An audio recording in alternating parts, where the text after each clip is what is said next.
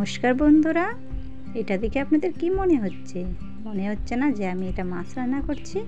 আসলে না, এটা মাছ নয়, এটা হচ্ছে নিরামিষ মাছ।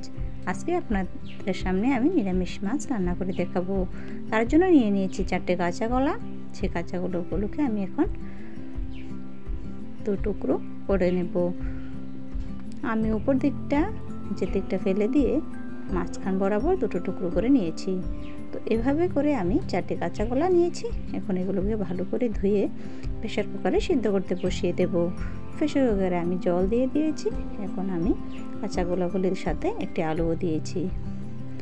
তো দেখো, নিয়ে নিয়েছি 1 প্যাকেট সয়াবিন।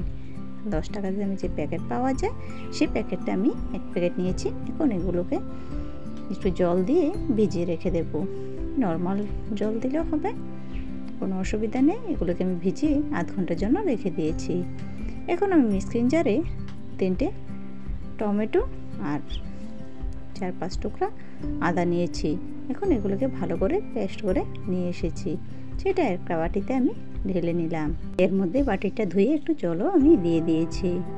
আবার চলে যাচ্ছি প্রেসার কুকার। এখানে যে কলাটা আমি বসিয়ে রেখে দিয়েছি সেটা দেখুন সিটি মেরে দিয়েছে। মাত্র 2টা সিটি মারলে আপনারা নামিয়ে নেবেন। তো দেখুন, আমি এখন নামিয়ে কিছুক্ষণ পর ঢাকনাটা তুলে একটা বলেতে নিয়ে নিচ্ছি। তো দেখুন, একটু ঠান্ডা হওয়ার জন্য আমাকে অপেক্ষা করতে হবে। তো এদিকে দেখুন সয়াবিনটাও ভিজে গেছে। আমি সয়াবিনটাকে ভালো করে চিপে চিপে জলটা ফেলে দিয়েছি। এখন এগুলোকে আমার একটু পেস্ট করে নিয়ে নেব। ভালো করে মিহি পেস্ট করে কিন্তু নিতে হবে। দেখুন বন্ধুরা, কলাগুলো কিন্তু একটু ঠান্ডা হয়ে গেছে। এখন তার খোসাগুলো ফেলে দিয়ে আমি একটা থালাতে নিয়ে নিচ্ছি।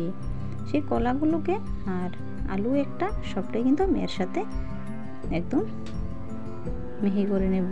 তো দেখুন, আমি হাত দিয়ে কলা আর আলুটাকে একদম পেস্ট করে নিয়েছি। সাথে যে সয়াবিনটা পেস্ট করে রেখে দিয়েছি সেই সয়াবিনটা এর মধ্যে দিয়ে ভালো করে মেখে নিচ্ছি। এখন যে মাছটা তৈরি করবো তার জন্য আমি এখানে দিয়ে দেব 1 বাটি বেসন, তারপর দিয়ে দেব 1/2 বাটি চালের গুঁড়ো। এখন এক এক করে মশলা মেশাবো। দিয়ে দিলাম পরিমাণ মতো হলুদ গুঁড়ো, দিয়ে দিলাম 1/2 চামচ লঙ্কার গুঁড়ো, 1/2 চামচ ধনে গুঁড়ো, 1/2 চামচ জিরে গুঁড়ো আর 1/2 চামচ গরম মশলার গুঁড়ো। দিয়ে দিলাম 1 চামচ ঘি, দিয়ে দিলাম স্বাদ মতো লবণ।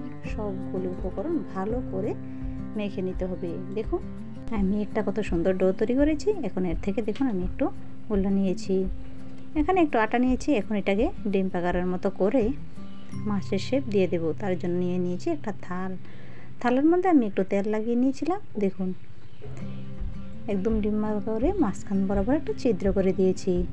কি ভাবছেন, এটাকে ঠিক মাছের মতো লাগছে না? মনে হচ্ছে যেন রুই মাছের পেটি। যাই হোক, এইভাবে আমি আরও একটা আপনাদেরকে দেখিয়ে দিচ্ছি।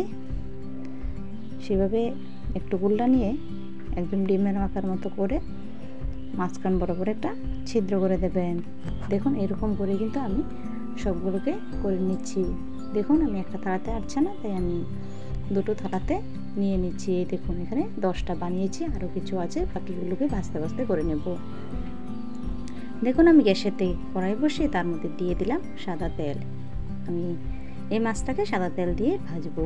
আপনারা চাইলে লাল তেল দিয়েও করে নিতে পারেন, কোনো অসুবিধা নেই। তো দেখুন, তেলটা গরম হয়ে গেছে।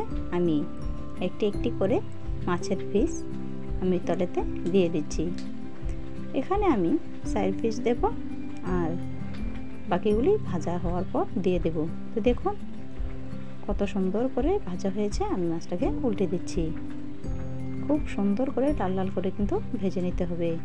তো দেখুন, পরে এতে কিন্তু একদমই লেগে নেই, কত সুন্দর করে ভাজা হচ্ছে।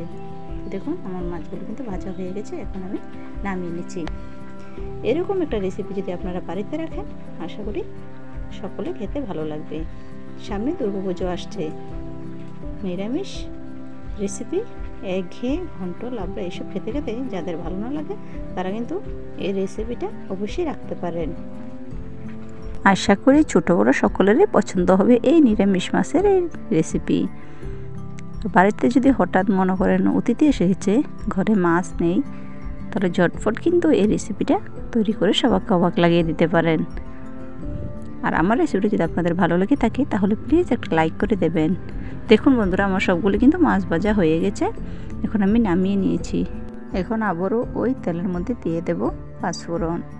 আমি আর তেল দেব না, এই যে তেলটা অবশিষ্ট সেই তেলের মধ্যে আমি পাঁচফোড়ন দিয়ে দিয়েছি। পাঁচফোড়নটা যখন সুগন্ধি বেরিয়ে আসবে তখনই পেস্ট করে রাখা টমেটোটা আমি দিয়ে দিলাম। তখনই এর মধ্যে আমি এক এক করে বাকি মশলাগুলো অ্যাড করব। প্রথমে দিয়ে দিচ্ছি 1 চামচ ধনে গুঁড়ো, হাফ চামচ জিরে গুঁড়ো, দিয়ে দেব লঙ্কার গুঁড়ো। আমি এখানে ঝাল লঙ্কার গুঁড়ো অ্যাড করেছি, আপনারা চাইলে কালারের জন্য কাশ্মীরি লঙ্কার গুঁড়ো অ্যাড করতে পারেন। দিয়ে দিয়েছি কালারের জন্য হলুদ গুঁড়ো সব। এখন আমি এর মধ্যে একটু বাতাসা দিয়ে দিলাম। যেহেতু এখানে আমি টমেটোটা দিয়েছি তাই টকটা নিবারণের জন্য এখানে একটু বাতাসা অ্যাড করবেন। আপনারা চাইলে চিনিও ব্যবহার করতে পারেন। তো সবগুলো মশলা ভালো করে আমাকে কষিয়ে নিতে হবে। যখনই দেখবেন এর মধ্যে থেকে তেল চিটচিটে হয়ে উপর থেকে বেশি এসেছে তখনই এর মধ্যে জল অ্যাড করে দেব। তো দেখুন আমি অল্প অল্প করে এর মধ্যে জল দিচ্ছি। দেখুন আমি এখানে 2 মিনিট পর্যন্ত ঢাকনা দিয়ে রেখে দিয়েছিলাম, কত সুন্দর বলক চলে এসেছে। এখন আমি দিয়ে দেব লবণ। আমি এখন স্বাদ মতো লবণ দিয়ে দিয়েছি। দিয়ে দিলাম 1 চামচ গরম মশলা, দিয়ে দিলাম 1 চামচ ঘি। তারপর আমি একটু নাড়াচাড়া করে মাছগুলোকে তুলে দেব। তো দেখুন বন্ধুরা, কারণ আমি রান্নার শেষে সবাই কিন্তু গরম মশলা অ্যাড করে, আমি রান্নার আগে দিয়েছি। তার কারণ হয়েছে মাছগুলি দিয়ে বেশিক্ষণ সিদ্ধ করে রাখা যাবে না, 1 থেকে 2 মিনিট সিদ্ধ করে নামিয়ে নেব। রান্না করতে করতে সকল বন্ধুদের কাছে আমার একটাই রিকোয়েস্ট, যারা যারা আমার চ্যানেলটাকে এখনও সাবস্ক্রাইব করেননি তারা প্লিজ সাবস্ক্রাইব করে দেবেন, আর পাশে থাকার বেল আইকনটিতে অবশ্যই ক্লিক করে রাখবেন। তাহলে যখন কোনো আমি নতুন ভিডিও আপলোড করব সঙ্গে সঙ্গে কিন্তু নোটিফিকেশান আপনাদের কাছে পৌঁছে যাবে। তো দেখুন রান্না বন্ধুরা আমার হয়ে গেছে। আমি দেখুন কত সুন্দর হয়ে গেছে এই নিরামিষ মাছ, দেখতে পাচ্ছেন। আমি চামচ দিয়ে আপনাদেরকে দেখিয়ে দিচ্ছি। তো আমি এখন গ্যাসটা বন্ধ করে দেব। তো দেখুন কতটা পারফেক্ট এই রেসিপিটা। আশা করি সকলেরই ভালো লেগেছে। যদি ভালো লেগে থাকে তাহলে কিন্তু একটা লাইক করে কেমন হয়েছে অবশ্যই কমেন্ট করে জানাবেন। আপনাদের লাইক আর একটা কমেন্ট কিন্তু আমাকে ভিডিও বানাতে আরও আগ্রহ করে। দেখুন তো বন্ধুরা এই নিরামিষ মাছের এই রেসিপি কেমন হয়েছে। আপনারা কিন্তু দুর্গাপুজোতে অবশ্যই এই রেসিপিটা রাখতে পারেন। আশা করি সকলেরই ভালো লাগবে। তাহলে বন্ধুরা আজকের জন্য এই পর্যন্তই। দেখা হবে নেক্সট ভিডিওতে। সবাই ভালো থাকবেন, সুস্থ থাকবেন। ধন্যবাদ।